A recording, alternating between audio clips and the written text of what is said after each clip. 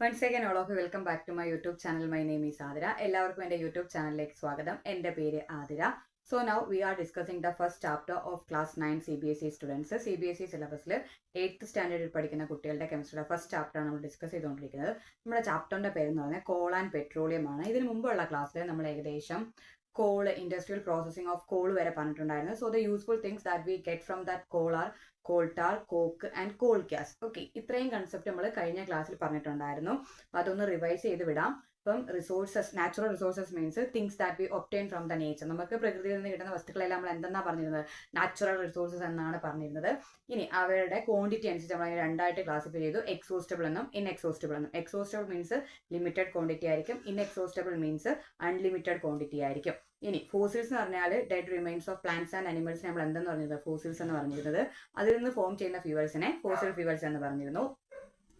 Then next one എന്ന് പറയുന്നത്, next നമ്മൾ പറഞ്ഞിരുന്നത് കോളിനെ പറ്റിയിട്ടായിരുന്നു. കാരണം കോൾ എന്ന് പറയുന്നത് എന്താണ്? ഒരു ഫോസിൽ ഫ്യൂവൽ ആണ്. അതിന്റെ കളർ ബ്ലാക്ക് ആണ്, ഒരു കല്ല് പോലെ, ഹാർഡ് ആസ് എ സ്റ്റോൺ എന്നാണ് പറഞ്ഞത്. ഇനി യൂസസ് പറഞ്ഞിരുന്നത് കുക്കിംഗ് ഫ്യൂവൽ ആയിട്ടും, റെയിൽവേ എഞ്ചിൻസിൽ സ്റ്റീം പ്രൊഡ്യൂസ് ചെയ്യാൻ വേണ്ടിയിട്ട്, തെർമൽ പവർ പ്ലാന്റ്സിൽ ഇലക്ട്രിസിറ്റി പ്രൊഡ്യൂസ് ചെയ്യാൻ വേണ്ടിയിട്ടും ഉപയോഗിച്ചിരുന്നു. ഇനി അതിന്റെ ഫോർമേഷൻ എന്ന് പറയുമ്പം കുറേ വർഷങ്ങൾക്ക് മുമ്പ് ഈ നമ്മുടെ ഭൂമി എന്ന് പറയുന്നത് ഭയങ്കര ഒരു കാടായിരുന്നു. ഈ നാച്ചുറൽ കലാമിറ്റി നടന്നപ്പം എന്ത് ചെയ്തു? ഈ ഫോറസ്റ്റ് തുടങ്ങി വസ്തുക്കളെല്ലാം ഇതിന്റെ അടിയിലായി പോയപ്പം ഇത് കംപ്രസ് ആയിട്ടും ഹൈ ടെമ്പറേച്ചറിലും ഹൈ പ്രഷറിലും ഇത് എന്തായിട്ട് കോളായിട്ട് കൺവേർട്ട് ചെയ്തു. മില്യൺസ് ഓഫ് ഇയേഴ്സ് ആവശ്യമുണ്ട് കേട്ടോ. സോ കോള് ഫോം ചെയ്യുന്നതെന്ന് വെച്ചാൽ ഈ ഹൈ ടെമ്പറേച്ചറിലും പ്രഷറിലും കംപ്രഷനിലും ഡെഡ് വെജിറ്റേഷൻ കൺവേർട്ട് ചെയ്തിട്ടാണ് കോളായിട്ട് മാറുന്നത്. മില്യൺസ് ഓഫ് ഇയേഴ്സ് അതിന് ആവശ്യമുണ്ട്. അതുകൊണ്ട് തന്നെ ഇത് എന്താണ്? ഒരു സ്ലോ പ്രോസസ് ആണ്. ആ slow process, dead vegetation slow ആയിട്ട് കൺവേർട്ട് ചെയ്ത് കോളാകുന്ന നമ്മൾ പറയുന്ന പേരായിരുന്നു കാർബണൈസേഷൻ എന്നത്. കോളിന്റെ പ്രധാന കണ്ടന്റ് കാർബൺ ആണ്. അതുകൊണ്ട് ഇത് കത്തിച്ചാൽ നമുക്ക് കിട്ടുന്നത് കാർബൺ ഡയോക്സൈഡ് ആണ്. ഇനി അതിനകത്ത് നിന്നിട്ട് നമുക്ക് യൂസ്ഫുൾ ഇൻഡസ്ട്രിയൽ പ്രോസസ് നടക്കുമ്പോൾ നമുക്ക് കിട്ടുന്ന യൂസ്ഫുൾ തിങ്സ് ആയിരുന്നു coke, coal tar, coal gas തുടങ്ങിയവ. അപ്പം ഇന്ന് നമ്മൾ ഡിസ്കസ് ചെയ്യാൻ കാര്യമാണ് പെട്രോളിയം. പെട്രോളിയം എന്ന് പറയുമ്പം എല്ലാവർക്കും അറിയാവുന്ന ഒരു വസ്തുവാണ് പെട്രോളിയം എന്ന് പറയുന്നത്. കാരണം എന്താണ്? വീട്ടിൽ വാഹനങ്ങൾ ഓടാൻ വേണ്ടിയിട്ട് ഒന്നുകിൽ അത് പെട്രോള് അല്ലെങ്കിൽ ഡീസൽ ഉപയോഗിക്കണം, അല്ലെ? ലൈറ്റ് വെഹിക്കിൾസ് ആണെങ്കിൽ, അതായത് കൊച്ചു കൊച്ചു വാഹനങ്ങളാണെങ്കിൽ, അതായത് സ്കൂട്ടർ, ബൈക്ക്, ഇങ്ങനെയുള്ള വസ്തുക്കളൊക്കെ റൺ ചെയ്യണമെങ്കിൽ നമ്മൾ ഉപയോഗിക്കുന്നത് പെട്രോളും. ഹെവി വെഹിക്കിൾസ് ആണെങ്കിൽ, എന്താ, വലിയ വലിയ വാഹനങ്ങളാണെങ്കിൽ നമ്മൾ അതിനകത്ത് യൂസ് ചെയ്യുന്നത് ഡീസലുമാണ്. ഓക്കെ, പെട്രോൾ എന്ന് പറഞ്ഞാൽ ചെറിയ വാഹനങ്ങൾ ഉപയോഗിക്കുന്ന പെട്രോള്, ഹെവി വെഹിക്കിൾസ് നമ്മൾ യൂസ് ചെയ്യുന്നത് ഡീസലാണ്. ഇനി ഈ പെട്രോളും ഡീസലും നമ്മൾ എന്തിൽ നിന്നാണ് എക്സ്ട്രാക്ട് ചെയ്യുന്നതെന്ന് വെച്ചാൽ അതാണ് എന്തെന്ന് പറയുന്നത്? പെട്രോളിയം എന്ന് പറയുന്നത്. പെട്രോള്, ഡീസൽ തുടങ്ങിയ വസ്തുക്കൾ നമ്മൾ എക്സ്ട്രാക്ട് ചെയ്തെടുക്കുന്നത് പെട്രോളിയത്തിൽ നിന്നാണ്. ഇനി ഈ പെട്രോളിയം എങ്ങനെ ഫോം ചെയ്യുന്നതെന്ന് അറിയണ്ടേ? അപ്പം എന്താണ്? After the death of sea living organism, their body settle at the bottom of the sea and covered with sand and clay. Okay, ഈ സീ ലിവിംഗ് ഓർഗാൻസ് ഉണ്ടല്ലോ, അതായത് കടലിലൊക്കെ ജീവിക്കുന്ന ജന്തുക്കള് ചത്തു കഴിയുമ്പം അല്ലെങ്കിൽ മരിച്ചു കഴിയുമ്പം അവരുടെ ബോഡി എന്ത് ചെയ്യും? ആ സീയുടെ അടിത്തട്ടിൽ ഇങ്ങനെ സെറ്റിൽ ചെയ്യും. എന്നിട്ട് അതിന് മുകളിൽ ക്ലേയും സാൻഡും എല്ലാം കവർ ചെയ്യുമ്പം എന്തായി മാറുന്നുണ്ട്? അത് അതിന്റെ അടിയിൽ മീൻസ് കവർ ചെയ്ത് കഴിഞ്ഞാൽ, ക്ലേ ഒക്കെ കവർ ചെയ്ത് കഴിഞ്ഞാൽ പിന്നെ അവിടെ എന്ത് പാസ് ചെയ്യാൻ പാടായിരിക്കും? എയർ പാസ് ചെയ്യാൻ പാടായിരിക്കും. അതുകൊണ്ട് തന്നെ എന്താണ്? ആബ്സെൻസ് ഓഫ് എയറിലും ഹൈ ടെമ്പറേച്ചറിലും പ്രഷറിലും ഈ ലിവിങ് തിങ്സിന്റെ റിമൈൻസ് എന്ത് ചെയ്യുന്നു? കൺവേർട്ട് ചെയ്തിട്ടാണ് പെട്രോളിയം എന്നൊരു ഫോമിലേക്ക് മാറുന്നത്. ഇതുപോലെ ഈ പെട്രോളിയം എന്ന് പറയുന്ന വേർഡ് നമ്മൾ പെട്രോ എന്നും ഒലിയം എന്ന ഈ രണ്ട് വേർഡ്സ് നിന്നാണ് ഇത് ഡിറൈവ് ചെയ്യുന്നത്. പെട്രോ മീൻസ് റോക്ക് എന്നും ഒലിയം മീൻസ് ഓയിൽ എന്നുമാണ് കേട്ടോ. അപ്പം ഈ പെട്രോളിയം നമ്മൾ എക്സ്ട്രാക്ട് ചെയ്യുന്നത് എന്താണ്? വലിയ റോക്സിന് ഇടയിൽ നിന്നാണ് നമ്മൾ എന്ത് എക്സ്ട്രാക്ട് ചെയ്തെടുക്കുന്നത് അല്ലെങ്കിൽ റിഫൈൻ ചെയ്തെടുക്കുന്നത്? പെട്രോളിയത്തിനെ അവിടെ നിന്ന് മൈൻ ചെയ്ത് എടുക്കുന്നത്. അപ്പം പെട്രോളിയം ഫോം ചെയ്യുന്ന sea living organs after their death, their body settle at the bottom of the sea and covered with sand and clay. In the absence of air, high pressure and temperature, it converted to petroleum and natural gas. One another product is their natural gas. Petroleum natural ഗ്യാസുമായിട്ടാണ് എന്ത് ചെയ്യുന്നത്? Form ചെയ്യുന്നത്. ഇനി നമ്മൾ കുറച്ച് petroleum എടുത്ത് ഒരു വെള്ളത്തിന് മുകളിൽ ഒഴിച്ചു, അല്ല പെട്രോൾ എടുത്ത് ഒഴിച്ചു എന്ന് എഴുതുക. ഇത് താന്നു പോവുകയാണ്, അത് പൊങ്ങിക്കിടക്കാണ് ചെയ്യുന്നത്. സ്വാഭാവികമായിട്ട് ഒരു എണ്ണ എടുത്ത് ഒഴിച്ചാൽ പോലും നമ്മൾക്ക് ഫെമിലിയർ ആയതുകൊണ്ട് അറിയാം അത് എന്തെങ്കിലും പൊങ്ങിക്കിടക്കും. കാരണം എന്ന് വെച്ചാൽ വൈ എന്നൊരു ക്വസ്റ്റ്യൻ വരികയാണെങ്കിൽ, because this petrol is lighter than water. വാട്ടറിനേക്കാളും ലൈറ്റർ ആണ് എന്ത്? ഈ ഓയിൽ കണ്ടന്റുകളെല്ലാം. അതുകൊണ്ടാണ് അത് എന്ത് ചെയ്യുന്നത്? വാട്ടറിൽ ഇങ്ങനെ പൊങ്ങിക്കിടക്കുന്നത്. എന്നിട്ട് പറയുകയാണെങ്കിൽ ലോകത്തിൽ ആദ്യത്തെ ഓയിൽ വെൽ ഡ്രിൽ ചെയ്തത് പെൻസിൽവാനിയ USA പെൻസിൽവാനിയ എന്ന പ്രദേശത്താണ് ആദ്യമായിട്ട് ഒരു ഓയിൽ വെല്ല് ഡ്രില്ല് ചെയ്തത്.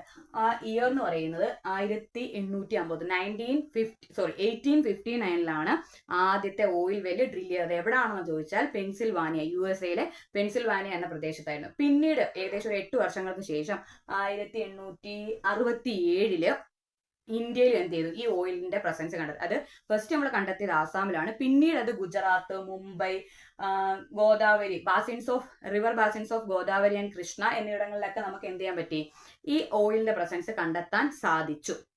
അപ്പൊ പെട്രോളിയം എന്ന് പറഞ്ഞാല് എന്താണ്, ലിവിങ് ഓർഗാനിസത്തിൽ നിന്ന് തന്നെയാണ് എന്ത് ചെയ്യുന്നത്, ഫോം ചെയ്യുന്നത്. പക്ഷെ സീ ലിവിങ് ഓർഗാനിസത്തിൽ നിന്നാണ് ഫോം ചെയ്യുന്നത് എന്നൊരു വ്യത്യാസം മാത്രമേ അവിടെ ഉള്ളൂ. അപ്പം പെട്രോളിയം എന്ന് പറയുമ്പോൾ എന്താണ്, ഒരു നാച്ചുറൽ റിസോഴ്സ് ആണ്. നമുക്കത് കിട്ടുന്നത് sea living organism after their death അവരുടെ ബോഡി സെറ്റിൽ ഡൗൺ ചെയ്യുമ്പോൾ എന്താണ്, ക്ലേയും മഡും സാൻഡും ഒക്കെ അതിനകത്ത് ഡെപ്പോസിറ്റ് ആവും. അങ്ങനെ ആകുമ്പോൾ എയർ എന്ത് ചെയ്യത്തില്ല, പാസ് ചെയ്യത്തില്ല. ആബ്സെൻസ് ഓഫ് എയറിലും high pressure and high temperature that remains converted to petroleum and natural gas. ഇനി നമ്മളത് പോർ ചെയ്യും, വാട്ടറിന് മുകളിൽ പോർ ചെയ്യുകയാണ്. They are lighter than water, that's why they are floating in that water. Okay, അത് വാട്ടറിനേക്കാൾ എന്താണ്, ലൈറ്റർ ആണ്. അതുകൊണ്ടാണ് വാട്ടറിൽ എന്ത് ചെയ്യുന്നത്, ഫ്ലോട്ട് ചെയ്ത് ഇങ്ങനെ നടക്കുന്നത്. അപ്പം ലോകത്തിലെ ആദ്യത്തെ ഓയിൽ വെല്ല് ഡ്രില്ല് ചെയ്തത് പെൻസിൽവാനിയ USA 1859 ഏകദേശം 6 വർഷത്തിന് ശേഷം ഇന്ത്യയിൽ കണ്ടെത്തി. ഫസ്റ്റ് നമ്മൾ കണ്ടെത്തുന്ന ആസാമിലായിരുന്നു.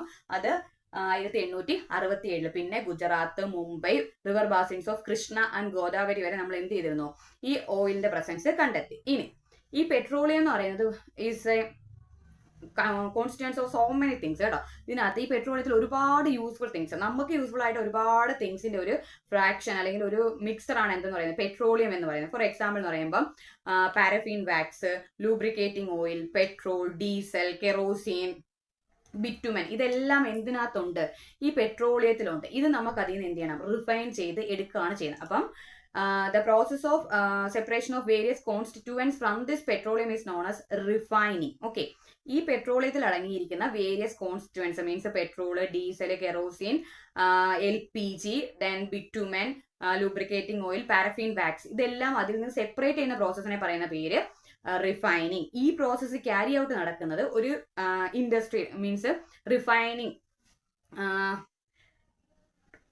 റിഫൈനറിയിലാണ് കേട്ടോ. അതെവിടെ നടക്കുന്നതെന്ന് വെച്ചാൽ പെട്രോളിയം റിഫൈനറിയിലാണ് അത് നടക്കുന്നത്.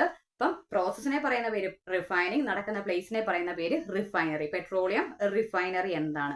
ഇനി ഈ പെട്രോളിയം കോൺസ്റ്റിറ്റ്യുവൻസിന് കുറച്ച് യൂസസ് ഉണ്ട്. ഫസ്റ്റ് നമ്മൾ പറഞ്ഞിരുന്നു LPG. ഓക്കെ, അപ്പം ഈ പെട്രോളിയത്തിന്റെ ഫസ്റ്റ് കോൺസ്റ്റിറ്റ്യുവൻ എന്ന് പറയുന്നത് LPG ആണ്. അപ്പൊ നിങ്ങൾക്ക് അറിയാം ഇൻഡസ്ട്രിയിലും നമ്മുടെ വീട്ടിലും ഒക്കെ എന്താണ് ഒരു ഫ്യൂവലായിട്ട് യൂസ് ചെയ്യുന്ന വസ്തുവാണ് LPG എന്ന് പറയുന്നത്. സെക്കൻഡ് വൺ, അപ്പൊ നമ്മൾ സെക്കൻഡ് പറയുന്നത് വെച്ചാൽ പെട്രോൾ ആയിരുന്നു. പെട്രോൾ എന്ന് പറയുമ്പോൾ ലൈറ്റ് വെഹിക്കിൾസിലും ഏവിയേഷനിലും പിന്നെ അതേപോലെ ഡ്രൈ ക്ലീനിങ് നടക്കുന്ന പ്രോസസ്സിൽ ഒരു സോൾവെന്റ് ആയിട്ട് നമ്മൾ യൂസ് ചെയ്യുന്നത് പെട്രോളിനെയാണ് കേട്ടോ. അപ്പൊ ഫസ്റ്റ് നമ്മൾ പറഞ്ഞത് LPG, ഹോമിലും ഇൻഡസ്ട്രിയിലും ഫ്യൂവലായിട്ട് യൂസ് ചെയ്യുന്ന വസ്തുവാണ് LPG.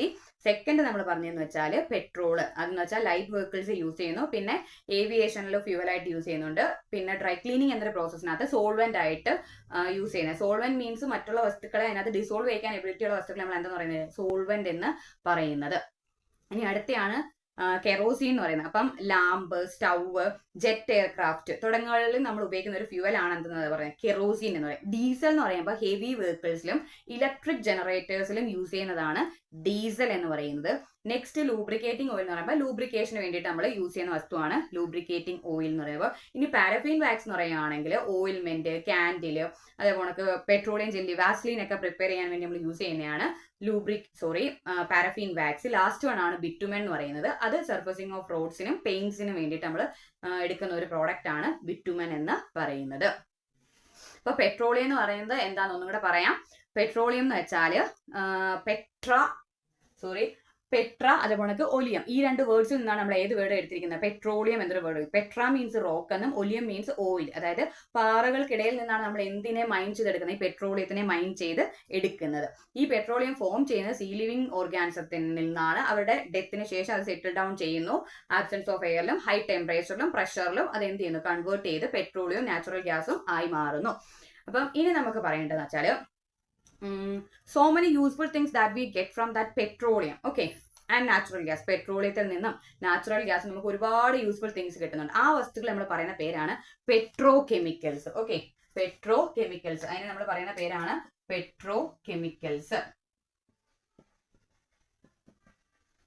പെട്രോ കെമിക്കൽസ് എന്ന് വെച്ചാൽ എന്താണ്? പെട്രോളിയത്തിൽ നിന്നും നാച്ചുറൽ ഗ്യാസിൽ നിന്നും നമുക്ക് കിട്ടുന്ന യൂസ്ഫുൾ തിങ്സിനെ പറയുന്ന പേരാണ് petrochemicals. The useful things that we obtain from petroleum and natural gas are known as petrochemicals.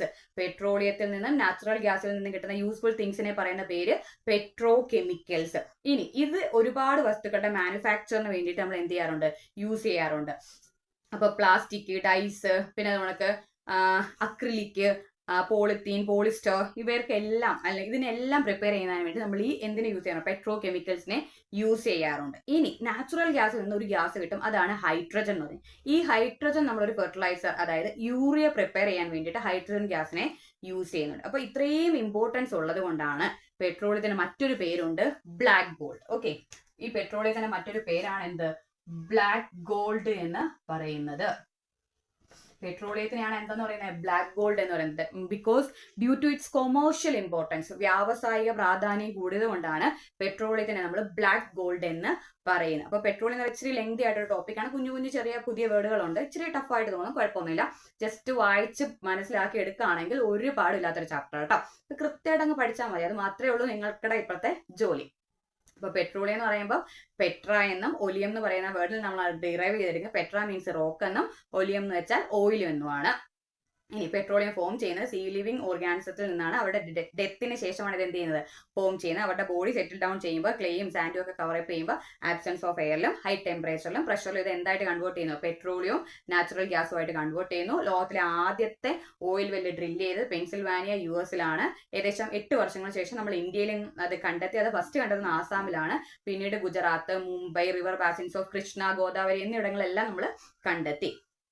ഇനി എന്ന് പറഞ്ഞത് റിഫൈനിങ് ആണ്. ഈ പെട്രോളിയത്തിൽ ഒരുപാട് കോൺസ്റ്റിറ്റ്യൂവൻസ് ഉണ്ട്. അതിനെ സെപ്പറേറ്റ് ചെയ്യുന്ന പ്രോസസ്സിനെ പറയുന്ന പേര് റിഫൈനിങ് എന്നും നടക്കുന്ന പ്ലേസിനെ പറയുന്ന പേര് റിഫൈനറി എന്നും. ഇപ്പൊ കോൺസ്റ്റിറ്റ്യൂവൻസിന്റെ യൂസസ് പറഞ്ഞിരുന്നു. പെട്രോ കെമിക്കൽസ് എന്ന് വെച്ചാൽ നാച്ചുറൽ ഗ്യാസിൽ നിന്നും പെട്രോളിയത്തിൽ കിട്ടുന്ന യൂസ്ഫുൾ തിങ്സിനെ നമ്മൾ പറയുന്ന പേരാണ് പെട്രോ കെമിക്കൽസ്. അത് ഒരുപാട് വസ്തുക്കളുടെ മാനുഫാക്ചറിന് വേണ്ടി യൂസ് ചെയ്യുന്നുണ്ട്. ഇനി നാച്ചുറൽ ഗ്യാസിൽ കിട്ടുന്ന മറ്റൊരെണ്ണമാണ് ഹൈഡ്രജൻ. അത് നമ്മൾ ഫെർട്ടിലൈസറായി യൂറിയ പ്രിപ്പയർ ചെയ്യാൻ വേണ്ടിയിട്ടാണ് യൂസ് ചെയ്യുന്നത്. ഇത്രയും കൊമേഴ്ഷ്യൽ ഇമ്പോർട്ടൻസ് ഉള്ളതുകൊണ്ട് പെട്രോളിയത്തിനെ പറയുന്ന പേരാണ് ബ്ലാക്ക് ഗോൾഡ് ആണ്. ഓക്കെ, അപ്പൊ ഞാൻ പറയുന്ന കൺസെപ്റ്റ് നിങ്ങൾക്ക് ക്ലിയർ ആയെന്ന് കരുതുന്നു.